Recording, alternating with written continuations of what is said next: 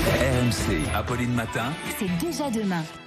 C'est déjà demain avec vous, Frédéric Simotel. Il est 6h57. La mise en sommeil des parcs d'attractions a permis aux ingénieurs d'imaginer de futurs divertissements. Ils en ont profité, eux, du confinement pour réfléchir. Disney envisage d'introduire des nouveaux personnages pour interagir avec les visiteurs. En fait, ce seraient des robots, mais plus vrais que nature. Oui, effectivement, fini le comédien planqué dans son costume qui avait trop chaud derrière son masque. De Balou de Mickey, puis les enfants qui viennent vous tirer.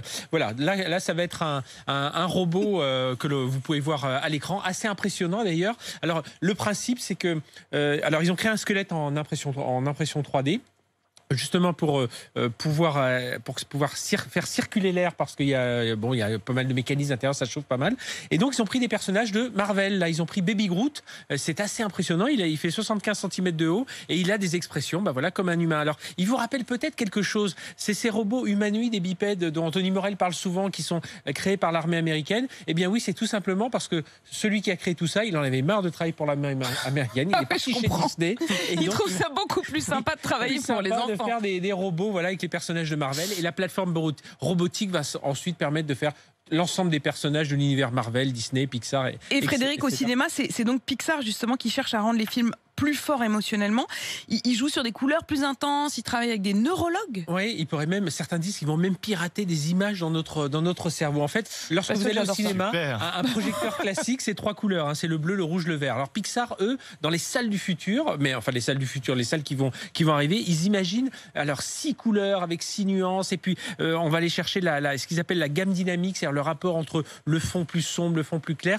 Bref, ça va créer un univers de couleurs complètement différents, qui va créer une émotion un peu différente. C'est-à-dire, vous allez être à l'écran, il y a un incendie alors c'est pour les films d'animation, il y a un incendie dans le film, vous allez ressentir une impression de chaleur. Donc ils travaillent vraiment, et les neurologues disent qu'ils vont même réussir à créer des sortes d'images, c'est-à-dire à travailler sur notre cerveau, où on va nous s'imaginer des images qui n'ont même pas été projetées sur le... Je suis pas tout à fait sûre d'aimer ça. Oui.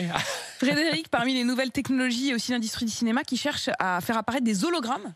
Oui, alors ils sont toujours en train de chercher des nouveautés. Le but, c'est il faut plus qu'on regarde des films de cinéma sur nos mobiles ou sur les plateformes de streaming, c'est de revenir dans les salles. Et là, le principe, on avait déjà la 3D, on avait la 4D avec des fauteuils qui pouvaient bouger. Là, ce sera des hologrammes. Vous aurez la bataille de laser sur l'écran entre les vaisseaux spatiaux dans Star Trek.